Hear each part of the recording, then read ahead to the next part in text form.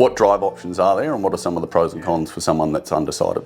Generally in the Australian market, you've got stern drives, IPS drives, outboards or shafts. The stern drive probably copped a little bit of a bad rap because of in the earlier days, they were a lot of work, particularly, on the East Coast, some of these estuaries, you get a lot of growth.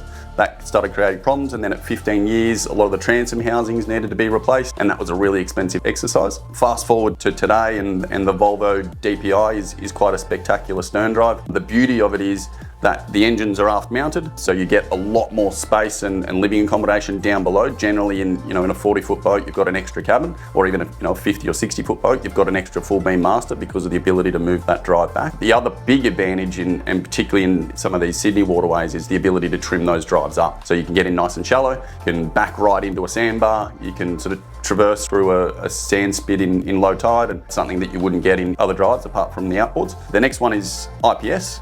Obviously growing massively in popularity since Riviera basically made them as standard from around 2008. Again, really, really cool drive system, really, really maneuverable, aft mounted, so it gives you a whole different feeling whilst you're driving, as well as that extra accommodation down below. The main difference between a stern drive and an IPS in terms of the propulsion is that an IPS is pulling you through the water, so a duo prop on the front, pulling the boat through the water, whereas a stern drive is mounted on the transom and pushing you through the water. Maneuverability from an IPS seems to be a little bit better because the propulsion system is more centered to the middle of the vessel, which sort of gives you a little bit more maneuverability versus being all the way aft. The next option is outboards. Again, growing in massive popularity, mostly because the horsepower that they can pull out of those outboard engines are getting bigger and bigger, and therefore the application into bigger and bigger boats is becoming more and more popular. The downside is that you lose a lot of that on-water living space. More and more people want hydraulic swim platforms, drop-down balconies, waterfront playground, and that's something that you won't be able to get out of an outboard vessel. The other option is the traditional shafts or screw drive,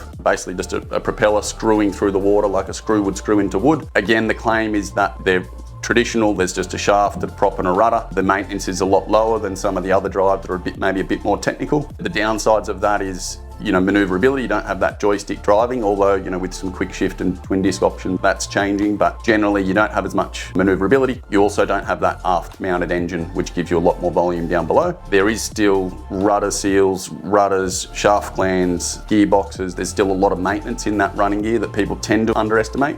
Generally, the IPS seems to be the most efficient, certainly on the bigger boats, because they can pull, out of a 430 horse Volvo engine, a D6, you can pull up to 600, the equivalent of 600 horsepower out of the IPS. And that's why they call them an IPS 600 or an IPS 550 or whatever it may be. Generally, the speed that they're producing for the horsepower of the engine is pretty efficient. I know on a Riviera 5400 sport yacht, you're cruising along most of the rev range once you're on the plane at about 8 litres per nautical mile, which is pretty good. Stern drives, if they're coupled on diesels, are also very, very efficient, and you can be sort of looking at 4 to 6 litres per nautical mile with the diesel variant on, up to a 40, 45 foot boat, which again is very, very impressive. Outboards, generally you've got the horsepowers, you make them gallop. So screaming with petrol engines, you're going to be burning a fair bit of fuel. But again, if you're down at trolling speed, then things can be quite efficient. So I guess in summary, there's many different variations of drive types. They say that every boat is a compromise. It's very hard to get the perfect boat,